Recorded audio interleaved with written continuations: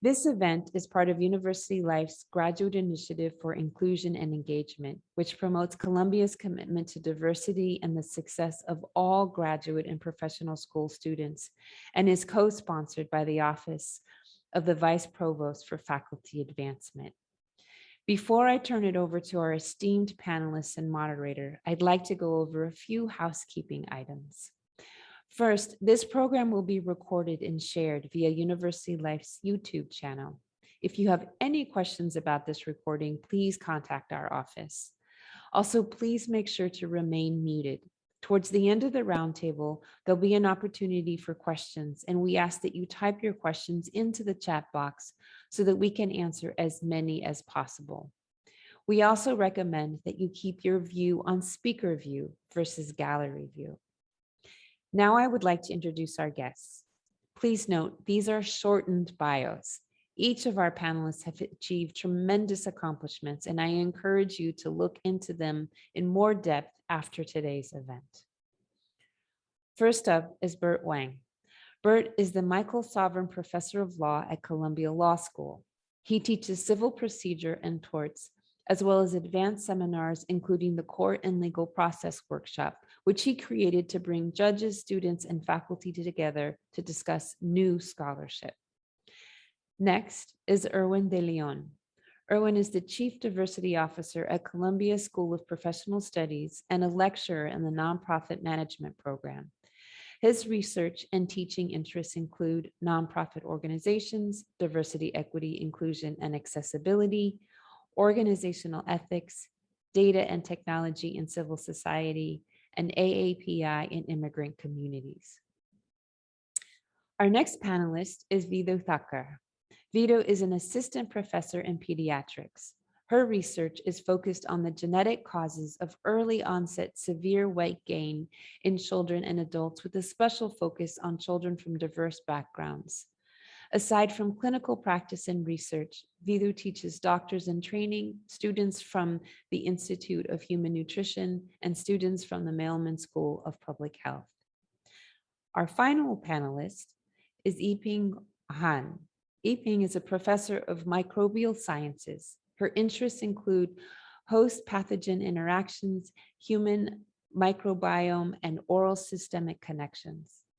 Yiping is also the president-elect of the Columbia University Asian Faculty Association. And last, but certainly not least, I'd like to introduce our moderator, Adina Berrios Brooks, Associate Provost for Inclusive Faculty Pathways in the Office of the Provost. In this role, Adina is responsible for facilitating all aspects of office planning, development, and implementation necessary to successfully administer the university's new Inclusive Faculty Pathways portfolio. These are our incredible panelists and moderator for today's event. With that, please join me in welcoming them as I turn it over to our moderator, Adina. Thank you. Thank you, Ishal, and thank you for all of your colleagues who've brought us here today together. I'm going to jump right in and ask each of our panelists one of my favorite questions to ask, which is, can you tell us a little bit about some points of pride and accomplishment in your career? So show off a little bit. Tell us what you got. I'm gonna call on you in no particular order, but I'm going to start with Vidhu. Wow, this is a tough question. So I think what I am most proud of is the ability to navigate different careers at different points of time. I came to US in '99 and first joined Columbia as a volunteer and a research coordinator. From there, I went on to do residency at Albert Einstein College of Medicine at Jacobi Medical Center. After that, I joined a private practice where I was for 8 years before moving on to doing academic work. And this is quite different from a traditional path that one follows. Traditionally in medical career, you go from medical school to residency to fellowship and so on and so forth. I had this 8 years of break where I thought nobody would want to take me into fellowship. And so did not really apply to too many places. And then my husband told me, why do you think that way? You should just expand and try to look. And I applied all over the country, got called for interviews all over the country. Those were the days when, after a set number of interviews, I said I'd had enough and I'm not going anymore. The next step really that I am proud of is how I've managed to stay into research, because it's we are all dependent on grant funding, and this is challenging in regular ways. And for someone like me who was 8 years out of academics, it was pretty hard. But it's 7 years since I finished my fellowship, and I'm still around doing research as was projected when I joined the fellowship. So I'm really proud of what I've been able to achieve. And the message that I want to bring to the students or anybody else who wants to take that is the limits are where you think the limits are. Everything else can be navigated and overcome. That is so inspirational. I'm going to now turn to Bert. Hi, everybody. Thanks for joining today. It's great to be on this panel, and wonderful to get to meet the panelists. I guess I'll point to a happy discovery rather than some kind of accomplishment, which is that I learned along the way, and it takes a few years to figure this out, but I learned along the way that I really love teaching, which, you know, it sounds kind of obvious because I'm a teacher, but, you know, these paths to academia don't always involve lots of teaching along the way. And so many of us professors are actually fairly new at teaching when we start up. And, you know, it's a little bumpy at first, but you get the hang of it. And then, you know, if you're lucky, it turns out that you really love it. And so that's been a real happy discovery for me. I've gotten to work with wonderful teaching assistants, wonderful students. You know, when I was little, I think I really looked up to orchestra conductors, and you know, a good teaching moment in the classroom, especially in the law school format, often feels a little bit like you're conducting an orchestra, bringing out the best in everybody. So, so that's been a great discovery.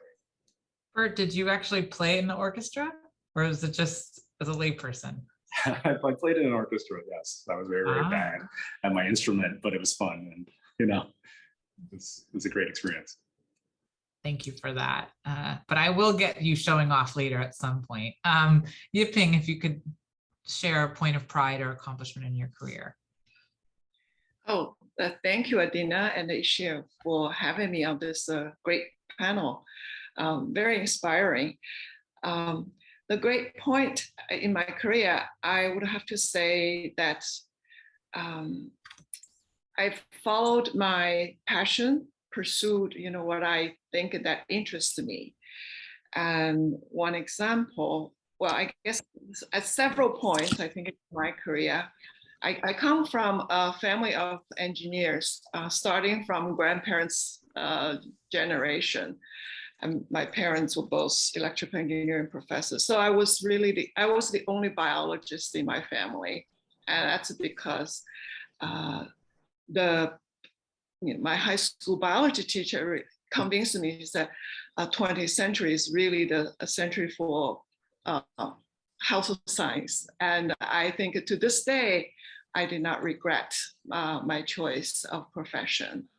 Now, in my profession, I think maybe the most proud thing I did was to, again, follow my passion, stick with this microorganism. So I always say every microbiologist has a favorite bug, and mine is called the Fusobacteria nucleata, which is a oral bacteria. Everybody has it. So because everybody has it, it really people didn't pay much attention to it, just thought it's there. But when I was doing my postdoc, I did a general screening and found this bacteria can actually bind and get into the human tissue. I thought it must be doing something to our body. So I said, okay, I want to study this. And then the advice I got is you will never get NIH funding because nobody studied this. And also it's really hard because nobody studied, there was no tool. There's no animal model, no genetic tool. But I just stuck with it. I just thought it must be doing something. So slowly, one thing at a time, we developed an animal model, we developed the genetic tools. And now this really explosion, the studies of this organism, because turns out it's very relevant to our health. Because once it travels outside the mouth, goes to other parts of the body, becomes really important, involved in many different kinds of cancer, in pregnancy complications, preterm births, stillbirths, GI cancers, IBD, all kinds of cardiovascular diseases. So I just felt like because I started early, there really weren't very many people in the world studying this, so we can stay ahead of the game. And I think that this is the thing that I'm proud. I didn't chase, what is the hottest topic, but really what I find the most interesting. Wow, I want to learn more about all of what you just said. I'm so inspired. Erwin, I'd love for you to share. Thanks, Adina. Yeah, Yiping, me too. I am just so curious now. And I think everyone that Vidhu, Bert, and Yiping, everything you said resonates with me because like Vidhu, I also immigrated here I immigrated 10 years earlier, 30 years ago. And with $1,500 in my pocket, and my parents told me, Godspeed, you're on your own. And through that, I actually have had, this is my $50. Yeah, no, 1,500. So it was enough, but still, imagine New York in 1990, where, that it didn't last long, put it that way. But, I had to learn to take care of myself, but I also put myself through grad school, both a master's and a PhD, actually 2 masters, never finished one. But and being an immigrant, I didn't qualify for any loans or students. So worked for that, but also then went through many careers too. I started in running small businesses. Then I went into nonprofit management. Then I went into social policy research. That was when I was in PhD school. And then finally got invited by the program director for the nonprofit management degree, saying like, hey, would you like to help me start this new program at Columbia? And but even then didn't think I'd be a full-time faculty member. But it's not pride as joy for me now, because at my mid-50s, finally everything's making sense to me. Meaning all my degrees, all my experience actually makes sense. I'm where I'm supposed to be. Or maybe I wish I were more focused and just listened to myself when I was young and followed my passion, which really is about learning and sharing that knowledge. But hey, I guess at this age, it's not too late. We tend to live longer, depending on, I guess, my bacteria in my mouth, right? We'll see what happens. Yes, the mouth is a gateway to your health. Right. Awesome. So I think my next question is really, our audience are primarily graduate students.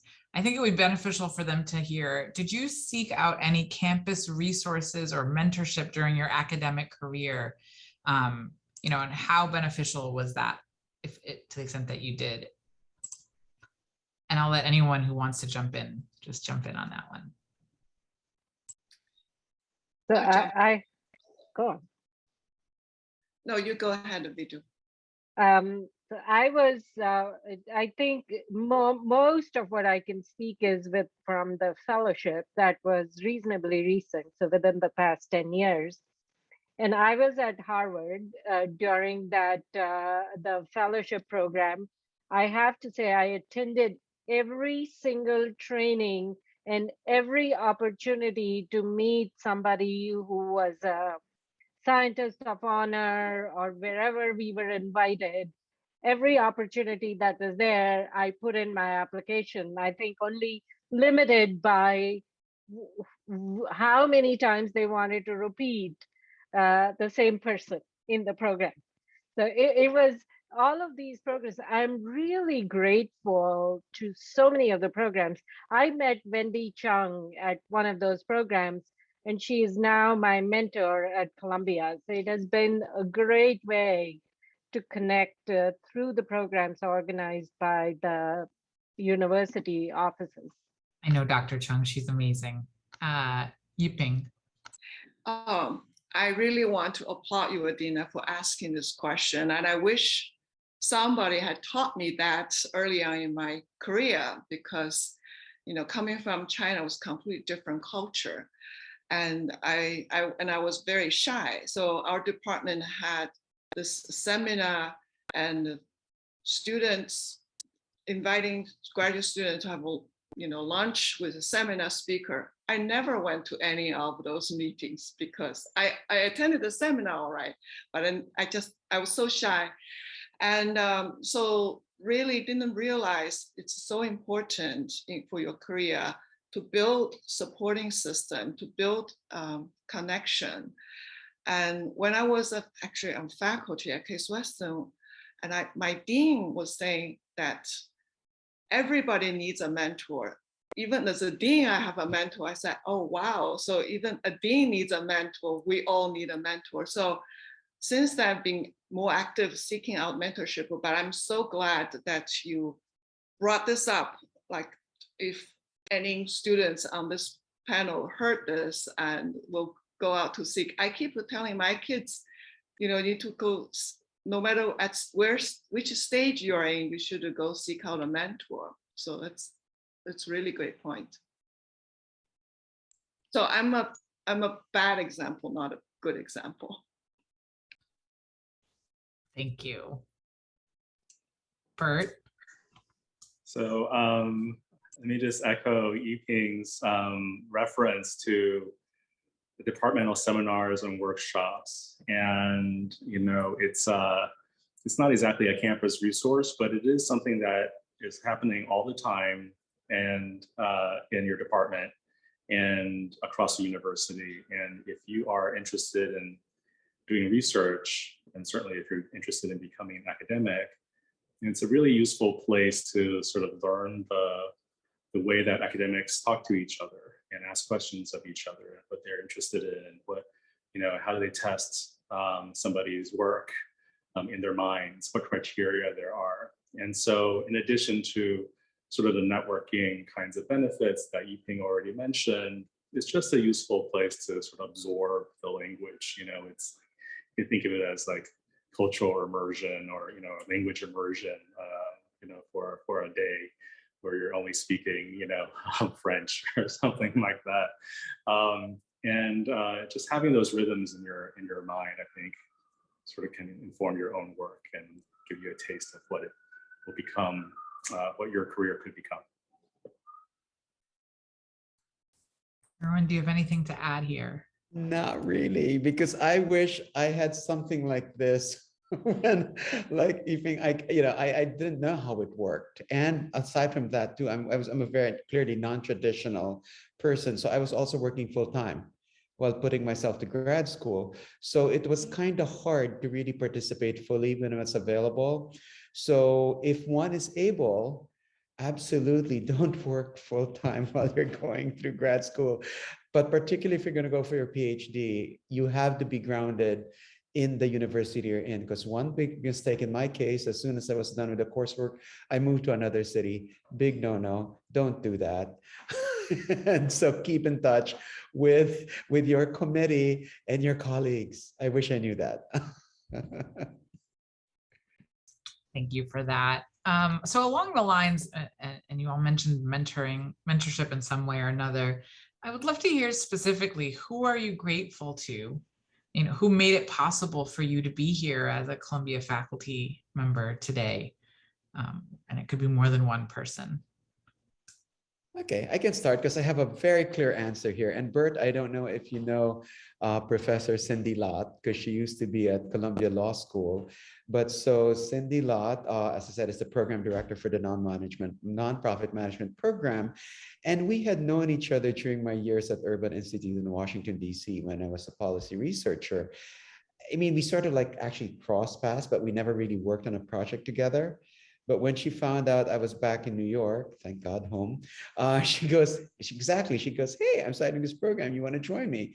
Initially as her deputy or associate director. Anyway, so grateful to her. But since then, though, very grateful to, gosh, so many people at SPS from everyone. It's just such an amazing community and very supportive as I continue to learn at this stage in my career about how to do things. You, Vidhu? So I like the idea of developmental mentorship. So what I really mean by that, this was a concept that I was introduced to a few years ago. There's not, we have different aspects of our lives. We have work, we have home, and we have opportunities for leadership, or even within the one of these big buckets, there are littler buckets. How do I get this grant? Or how do I pursue this experiment? Or how do I approach the patient? And so on and so forth. And I think I've had little mentors in every space. Like there is somebody, that could be somebody like the administrative person in my division who would tell me, this is the way the grant cycle works in this division, or this is the way things are decided, and you should try to figure that out. So that kind of like one-off thing that she said that is stuck in my head 7 years later. There could be some research people who are just, they are people who've been in the lab for several years and guide me in saying, no, this is not the way you think about doing so and so. This is the workflow that makes life easier. And these are the principles you always have to consider when you're handling these kind of samples and so forth. So I wouldn't put them traditionally as mentors.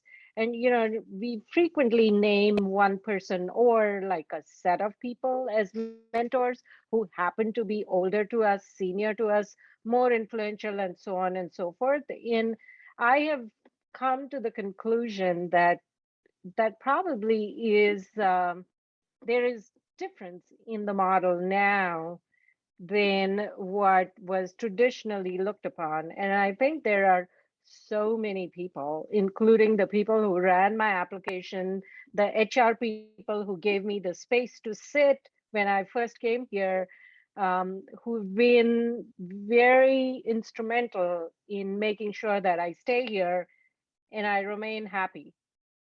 I really love that answer. I think, to be trite, it is a Hillary Clinton answer of it takes a village, right? And I think there are often villagers that are not mentioned in an answer to this kind of question that really are vital to the enterprise, the academic enterprise. So I really, as a 17-year staff member at Columbia, I deeply appreciate that answer.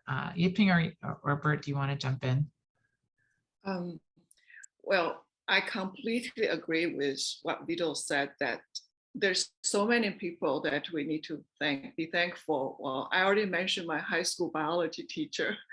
Had it not been her, I probably studied physics because of my family's engineering background. But I think another person I have to thank all my previous teachers from high school, who trained me. But I think my PhD advisor is someone I really want to thank, because he's my first mentor after I came to this country. So as you can imagine, coming from a completely different culture, even difficulty to understand the professor the first semester was really hard. So he taught me like not just doing experiments, but also to write my first scientific paper. I think we probably went back and forth no less than 10 times. So such a patience. And actually, I have to remind myself that I was so patiently taught. I need to be patient. With regarding to the job at the Columbia, because I came as a full professor with tenure. So, but I think the person who got me the first academic job, Akis Wesson, was my postdoc mentor, Howard Kuromitsu. So he like recommended me, and I remember he said a lot of things to me and taught me. I think one of the very important things he taught me about is a grantsmanship. And he said, you know, it's so important to make a strong first impression to the study section. He said, making first impression is important no matter what you do. So he said, unless you're ready, don't submit anything. So little things like that, it was just helps you pave the way, you know, you save your time to figure it out on your own. And I think I want to add that because of my past, I actually really enjoy mentoring students.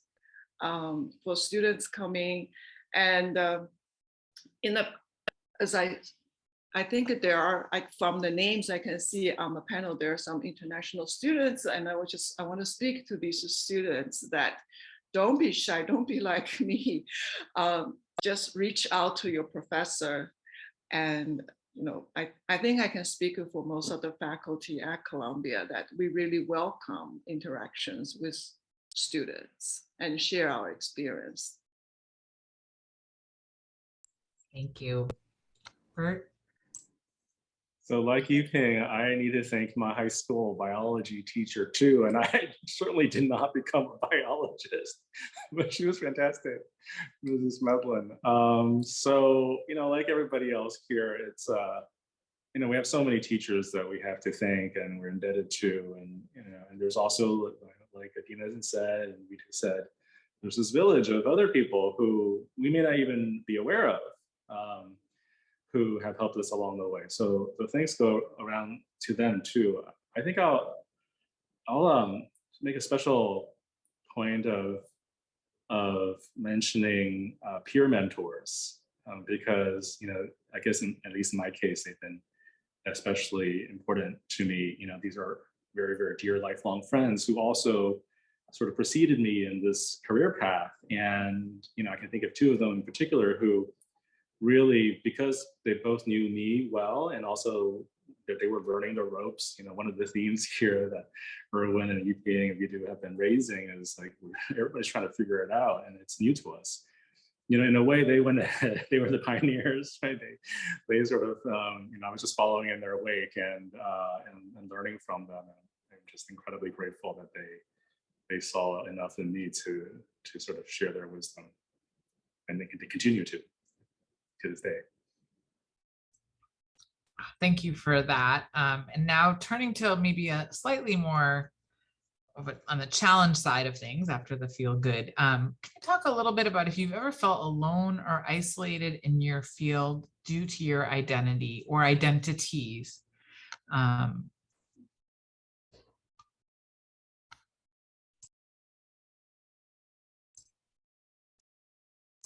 Yiping, go ahead. Me? Well, I think I can definitely relate to that question. I have a lot to say to that, I feel. Also coming from, like, I was working on a rare bug early in my career. I was very lonely. I have to, one story I would share with my current students is my very first conference to present my work on Fusobacterium nucleatum was at the International Association for Dental Research because it's an oral bug. My talk, I submitted abstract. So my talk was on the last day in the last session. and I was the second last in order to give my presentation. And guess how many people in the audience? 3 people. The person who spoke after me and 2 people who were co-authors on the abstract.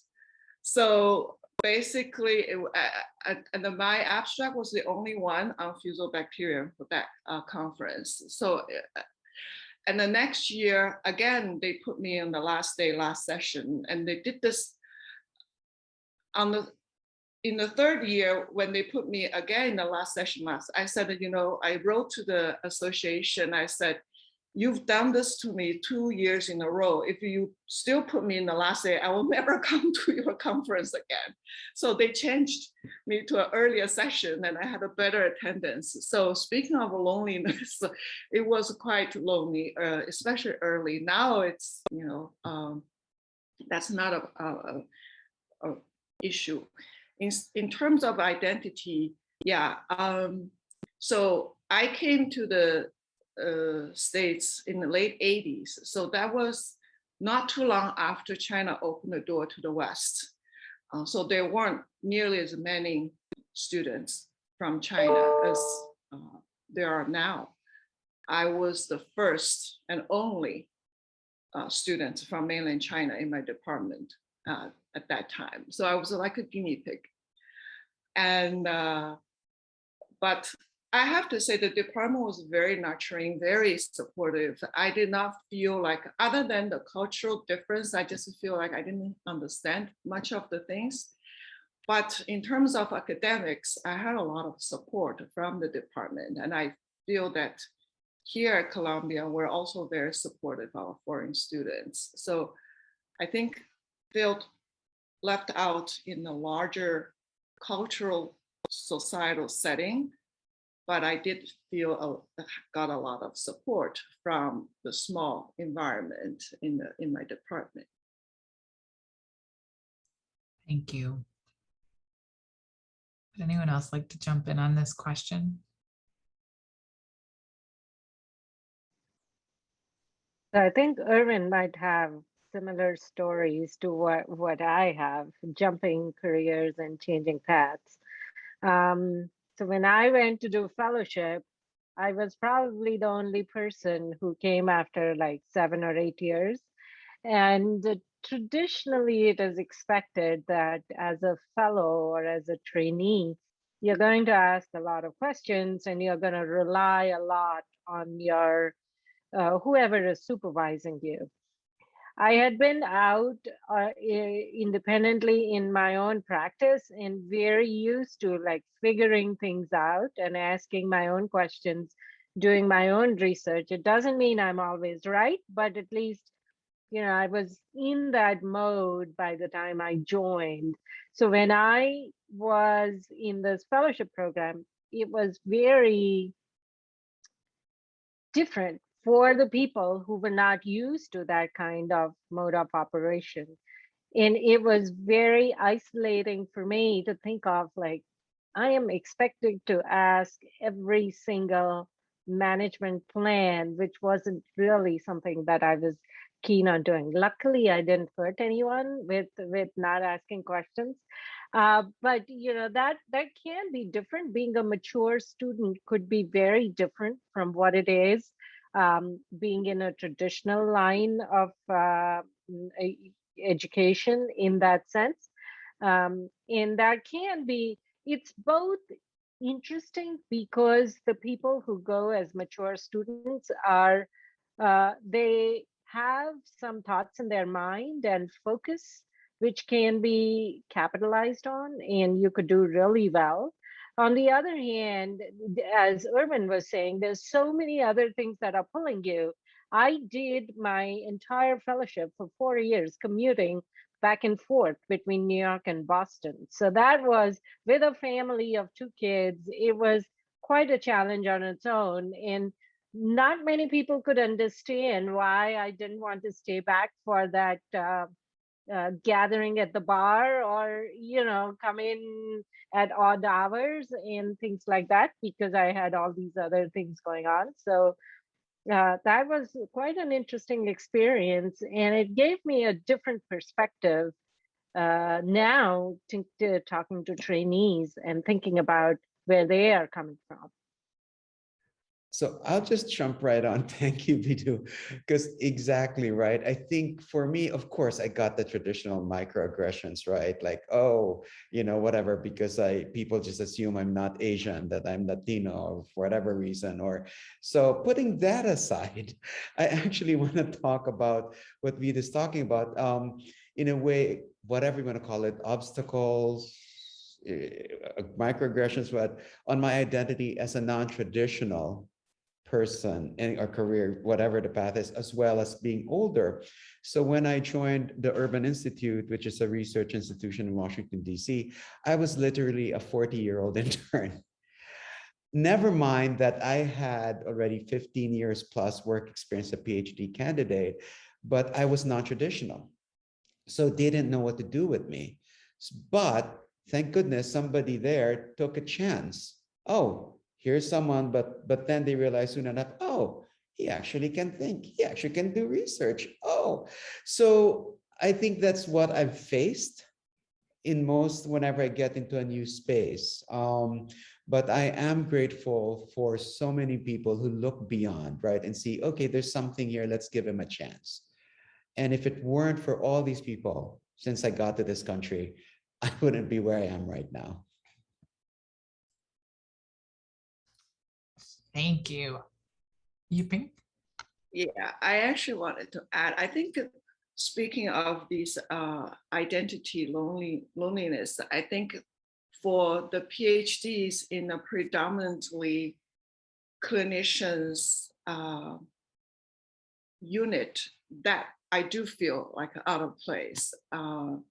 So like in the dental school, I'm not a dentist. Although at the parties, people hear that, oh, you're from dental school. So they started asking me questions about the teeth. I said, but I'm not a dentist. So for that, I think I do feel out of place. But the good thing is, my lab is in the micro department. And so I have a lot of basic scientists to interact with. And so that's what I wanted to So add. we have reciprocal. In my division, it's the reciprocal. They're all PhD scientists, and I'm one of the 2 MDs. And when I don't understand the mouse experiments, they are looking at me like, this is basic. And I'm like, how many times have you gone and looked at a child and been able to say what's wrong with them? If you can't do that, well, then I can't look at the mice and tell what's wrong with them. So we can switch places. Right, it works both ways. But that's the fun of being in this position, is I can think of ways that they would never have considered, and they think of ways that I wouldn't have considered. So as like our division director, Dr. Leibel, would frequently say, the more orthogonal the field is or the talk is to what you're doing, the better it is for your learning. And it's so, many a times it leads to new questions, new directions, new dimensions that one wouldn't think of if we were just with, so I think it's all of that is a good thing. We are like, I totally agree. I feel like I can bridge between the basic scientists and the clinicians. So I know the clinical side a little bit more than the basic scientists who don't interact with clinicians. And I know I'm a basic science researcher, so I can relate the basics, talk to basic science in a language that the clinicians would understand. Correct. So all depends on the perspective. Right. And the mood of the day, if I'm in a good mood or the bad, good day or bad day. I have a question, and Yiping, you may want to jump in on this in your new role as president of the Columbia University Asian Faculty Association. but I would love to hear from everyone. What ways do you think things could be improved for Asian Pacific Islander Desi American faculty? Oh, great question. Actually, we formed this association. Actually, the association has not been formed very long. I think it was officially established just in March this year, but the association grew very quickly. We already have more than 260, maybe even now more than 270 members. And the original motivation for forming this association was because of this China initiative, because there are several high-profile cases of Asian, Chinese professors, scientists got arrested or charged with spying. So whatever. Actually, there are some high-profile cases even involving non-Asian faculty. This is a very famous professor from Harvard. So people were very scared. So what we were talking about, do we feel isolated? So I was going to say that in the current situation, we do feel fear, and we don't know, what's going to. Like, you don't know when, if FBI is going to knock on the door, right? I personally, I don't have collaborations in China, but many Chinese faculties or Asian faculty, not just Asian or Chinese faculty, many faculties have collaborations in China. So because of that sentiment, so we formed this association because we wanted to unite and then form a coalition to really protect each other, to work with the university. But after we formed this Asian Faculty Association, actually, we did a survey, and to address your question, Adina, like what are the issues Asian faculty is most concerned about at Columbia? Actually, the number one issue was actually leadership issues. So Asian faculty feel like our voice is not heard by the university, and there aren't many, there are actually about 20% Asian faculty in Columbia, but there are very few in leadership positions. And so because of that, we organized in collaboration with your office. So thank you very much for your support, Adina. We had this leadership webinar to break through the bamboo ceiling. So bamboo because it's specific for the Asian version of the glass ceiling. So we had a wonderful panel of leaders from different areas, from different universities. And I think one thing I wanted to mention is Dean Augustine Choi from Weill Cornell Medicine. He gave a really nice presentation. He said, in the medical school, there are like 20% Asian students, and which is very consistent with the percentage of faculty here, 20%.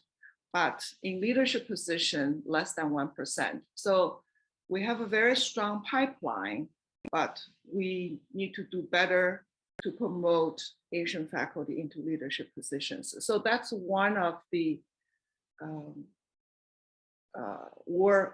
focus of our association. And so, and then the other is, of course, is this China initiative. I think next month we're going to have another webinar. It's on open science. So how do we approach US-China collaboration in the age of surveillance? I think the date is December 2nd. It's again in collaboration with your office, I believe. So there will be announcements forthcoming. Thank you for that. And I did put the link to this webinar that you mentioned in the chat for folks that might be interested in it around leadership in the bamboo ceiling. Thank you. Yeah, we had a really good attendance. We had, I think, 180 attendees. And I just learned today, afterwards, we had 180 views of the YouTube link. So it's good that we had it on the recording. Absolutely. Does anyone else like to address that question of higher ed and Asian American faculty? Yeah, I think, and by the way, thank you, Yiping, for inviting me to the faculty group. I'm looking forward to participating more. And partly that reaction is from the fact that within the Asian American community writ large, but particularly in Colombia, those of us who are not of East Asian descent, or at least I will just speak for myself, I sometimes feel invisible, right? And so, anyway, I just had to say that. So it means a lot to me that you invited me to join this group, but I think there's that element as well. But I think it also has to do with the fact that there are a few of us, right? So there is that. But I don't know what the answer is exactly. Anyway. Yeah. Well, our president told me that all of us are members except Bert. So I'm going to extend an invitation to Bert after this webinar. Hope you would join us. So I thank you for that, Yiping, and I think that was, I just wanted our students to be able to hear the work, that important work that KUFA is doing. At this point, I'd like to remind folks that are watching that they can, of course, submit questions in the chat. But in the meantime, as we're waiting for students to pipe in, I would love to just open it up to general advice you have for current students. You've touched upon so many things already in terms of mentoring and really putting yourself out there and engaging. And Vidhu, I think your point just now about going to seminars and things that are as far away from what you do as reasonable is a really important and valuable tip. I'm wondering if there are other tips like that folks would like to share, especially around the kind of the academic journey, but just, these are graduate students primarily. What would be useful? What could you tell your former self? There is no such thing as a bad question. And if you don't try, you're never going to win. If you don't play, you're never going to win. So keep trying. Don't worry about whether or not this leads to success or not, because really what we learn most is from where we lose, and, try to figure out the ways to dust ourselves and stand up and try to walk again. That's probably the most learning opportunities. I think I've learned most from the places where I did not win. So when I was doing my fellowship and I started applying for grants, I used to have a flower vase that I kept on my desk. Every unsuccessful grant, a flower went in, and every time I got something, one came out. So by the end of the 4 years of my fellowship, or 3 years of fellowship and 1 year of instructor, the vase was full. It had so many flowers. Very few actually came out. But at Columbia, that vase is not getting full because I learned so much from all those places where I didn't get anything, that I've learned to navigate that system better and understand people's perspective better. But if you don't play, you're never gonna win, or never gonna know if you're gonna win. I'll say, find your passion. And we always talk about perseverance. I think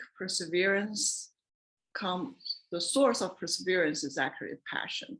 So if you have a passion, because life is going to be such a roller coaster, there are up days, down days. And I think it's your passion will carry you through those down, the bad days, and also know that things will not stay the same. It will always change. So if you have a really bad day, very bad exam, it's not big, no big deal. There's always a next exam and there's a next project. And you're so young. There's, I think it's just like Vidhu said, try everything. And until you find your passion, and that's when you will have this determination, this perseverance, hardworking. I think they all come from passion. Thank you. Bert? Hold on tight to your friends and your classmates. You know, you're students now and you're very young. There's a lot of years ahead, and these will be the folks who travel with you. They will be the ones who travel through your careers with you. They will become your peer mentors. You will become their peer mentors. You will look out for each other. There's just this deep trust that comes from having known someone for a long time and from having known someone at a formative moment. You're at the start of that. So, you know, I hope you'll hear this and look back in 20 years and say, my goodness, you know, these people who I just thought were total jokesters, you know, at the age of 22 have turned out to be, you know, my lifelong collaborator on my research, or the person who, you know, I turn to for advice about everything, or godparent to my children, or whatever. So, you know, enjoy each other now, but remember also that these friendships will carry you forward for a lot of years ahead.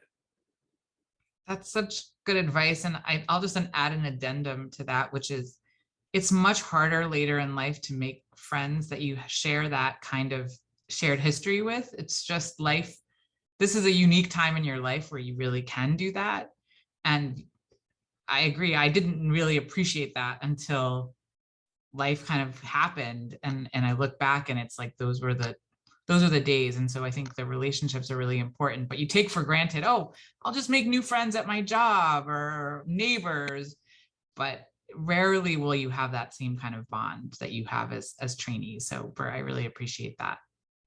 Erwin, do you have anything to add? Ditto to all that, but I think two things. One is, you know, I know as grad students, and we're at Columbia for a reason, right? We're go-getters and you know, and all that. But remember, this is just one point in your life, and that grades are not everything. I'm not saying you don't take it seriously, but that put things in perspective, right? And then, as Bert said, trust me, 5 years, even 3 years from now, when you're done with your degree, you like even forget about all that, or maybe not. And I think one thing, echoing what's been said earlier too, you know, don't be afraid to knock on doors. Don't be afraid to ask for what you need once the door is open, and show up. Show up. Remember that the school, your professors, we're here for you. Yes, it is about you, and it's about your success. And we want that for you. And you're in Columbia University, and oh my goodness, such amazing resources, not just in your school, but across the different schools, and all of us, right? Reach out. You know, there's some, like, for instance, I don't care what school you're in. If you want to talk with me, of course, I'll find the time. And students have reached out to me who are not part of my school or my program, but I'm so delighted. So knock on doors, ask what you need. And don't take things too seriously. It'll be okay. That is like such a perfect note, I think, to wrap up. I'd love to have everyone join me in thanking our panel today for their words of wisdom, their transparency, their candor. I feel like I got to know each of you, those I know already better, and those I've just met. You know, Yiping, I want to know all about the bacteria in my mouth, the one that you mentioned, and also other ones I should be aware of. Anytime. I actually very much wish my son is here. He's a sophomore at CC. All these advice I want him to hear, because when I say the same thing to him, he just thinks I'm nagging. So I would much rather he hears from you guys. Absolutely. Well, as has been mentioned, this was recorded, so this will be something that you can share with your son and anyone else that you think missed it. But I really, I'm at this. Yeah, I'll absolutely. bring him down to the chair. You have to watch this. With that, I'm going to turn it over to Gabby from University Life. Thank you all so very much. And next year, these better be in person so that I can take everybody out for drinks after, because I would really look forward to the off-camera conversation as well. So with that, I'm going to turn it over to Gabby. Thank you all so much. Thank you, everyone. Thank you to the Office of the Vice Provost for faculty advancement, our panelists, and Adina, of course, for sharing their time and experiences with our students. I just want to remind everybody that tonight's event is part of the Graduate Initiative for Inclusion and Engagement. To learn more of upcoming events, be sure to check out our events calendar, which has been added to the chat. I also like to extend a big thank you to everybody who attended and participated. We hope that you were able to gain a lot from today's program. And lastly, you'll receive a feedback form and a follow-up email. We encourage you all to fill it out with any feedback you may have so we can continue to put on events that serve your needs and interests as students. Thank you again, everybody. Stay safe, stay healthy, and have a wonderful rest of your evening.